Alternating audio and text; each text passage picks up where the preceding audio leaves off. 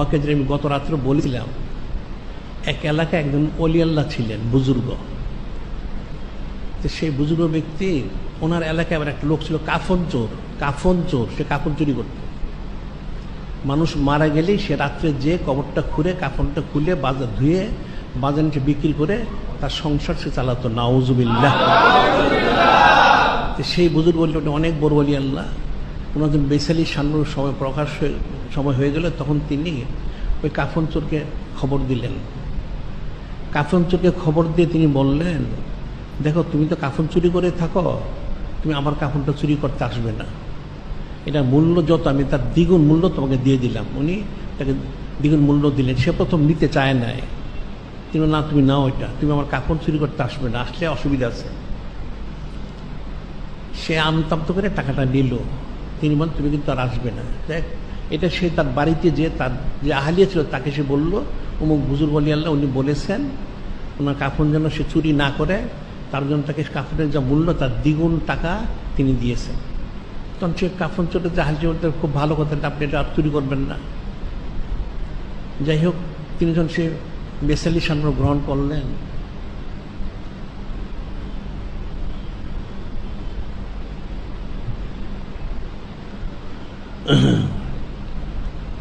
গ্রহণ করার পর সেই রাত্রে সেই কাফন চোর উসখুস করতেছিল কখন সে বের হবে, চুরি করবে। তার হারিয়ে বললো, এটা তো যাওয়া ঠিক হবে না, কারণ তিনি তো সব টাকা দিয়েছেন। সে তার কাছে অস্বীকার করলো, মিথ্যা বললো, সে যাবে না। ঠিক আছে। তার আহলি যখন ঘুমিয়ে গেল, সে চাদর গায়ে দিয়ে ওই খুন্তি টন্তি যা দিয়ে মাটি খুঁড়তে হয় সেগুলি নিয়ে সে বের হয়ে গেল। সে বেরোয় সে বুজুর্গ ব্যক্তি ওনার সে মাদার শরীফে সে গেল। সেখানে যে সে মাটি খুঁড়ল, মাটি খুঁড়ে যখন সেই বুজুর্গ ব্যক্তির জিসিম ওর বের হয়ে গেল, তখন সে মাথা মরক থেকে আফন টানতে শুরু করলো খোলার জন্য। টান যখন সিনা পরিমাণ আসলো, সিনা থেকে পেট মাঝামাঝি, তখন সে বুঝলো, তার হাত ধরে ফেললেন, যাই তুই এখানে কেন কাফন চুরি করতে আসছস? তখন কাফনের টাকা দিয়ে দেওয়া হয়েছে। এটা যখন সে চোর শুনল, সে ভয়ে এটা শুনে সে দেখানে কখনো মৃত ব্যক্তি কথা বলে, সে হার্ট ফেল করে ওটা ওখানেই মারা গেল। এই চোরটা, কাফন চোরটা যখন সে বুজুর্গ ব্যক্তির মাথা মরক থেকে কাপড় খুলে সিনার নিচে নামালো, তিনি বলেন, তুই আমার কেন সতর করতেছিস? তোকে তো কাফনের টাকা দেওয়া হয়েছে, তুই কেন এখানে চুরি করতে আসছিস? বলে তার হাতটা ধরে ফেললেন। সে ভয়ে কাফন চোরটা এখানে মারা গেল।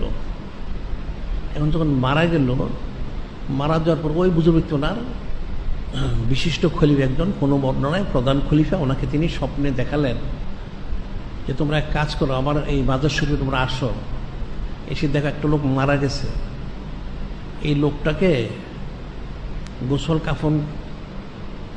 গোসল করে কাফন পরে দাফন আমার এই পাশে তাকে দাফন করে দাও।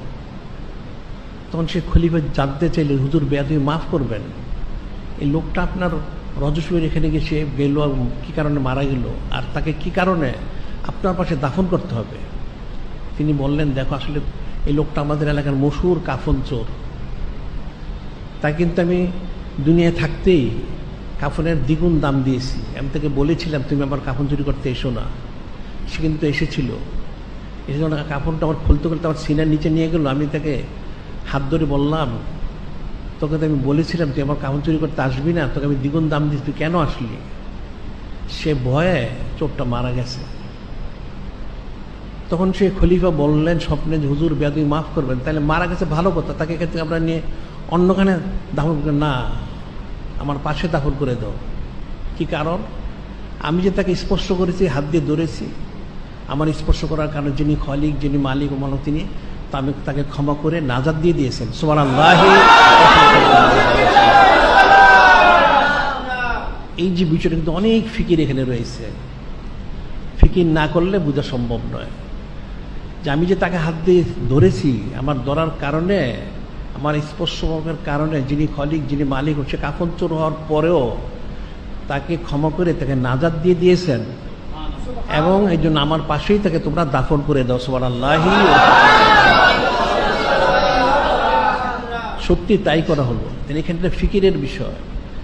একজন বুজুর্গ বললে অনেক বড় হইলে ঠিক আছে, যেমন কিতাবে বর্ণিত রয়েছে, হযরত গাউসুল আজম সাইয়্যিদুল আউলিয়া বড় পীর রহমাতুল্লাহ, সুলতান খাজা গরিব নওয়াজ হাবিবুল্লাহ রহমাতুল্লাহ আলাইহি, হযরত মুজাদ্দিদ আল ইসলাম, ওনাদের সমপর্যায়ে যারা আউলিয়া কেরাম বড় শ্রেণীর, ওনাদের প্রত্যেকের শানে কিন্তু শত শতবার হাজারবার এলহাম এলকা হয়েছে গাফারতু লাকা অমান তাওয়াসালা বিকা বে ওয়াস্তিন ও বেগাইরতে ইলা ইয়াউমুল কিয়ামা। গাফারতু, আমি আপনাকে ক্ষমা করে দিলাম, এবং আপনাকে যারা মধ্যস্থ বিনা মধ্যস্থতা কিয়ামত পর্যন্ত উসিলা করবে মহব্বত করে, আমি সবাইকে ক্ষমা করে দিলাম। সুবহানাল্লাহি। এই যে বিষয়টা, এখন একজন ওলি আল্লাহ স্পর্শ করার কারণে সে চোরকে ক্ষমা করে